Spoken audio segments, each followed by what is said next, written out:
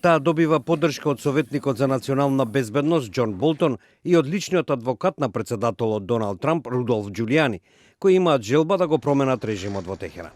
Двајцата, како што јавува германската новинска агенција ДПА, примиле десетици илјади долари од оваа група за да говорат и да се појават на собири и конференции што таа ги организира.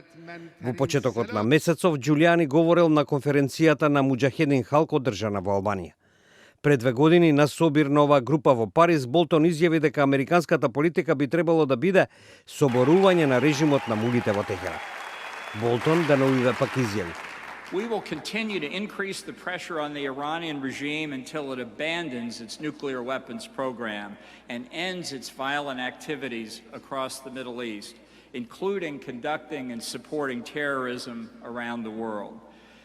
Муџахедин Халк изведе серија терористички напади врз Иран, во кои беа убиени американски државјани, пошто од 1997 до 2012 година се најде на списокот на терористички групи. Оваа група беше формирана во 60-тите години од минатиот век против тогашниот режим во Иран и беше поддржана од Соединетите држави и некои западни земји. По доаѓањето на Ајатола Хомеини на власт во 1979 година, околу 2000 припадници на Муџахедин Халк заминале во Ирак, од каде што изведувале акции во Иран. По интервенцијата на сојузниците во Ирак во 2003 година, новата ирачка влада побара групата да си замине, пошто Соединетите држави најдоа ново засолниште во Албанија.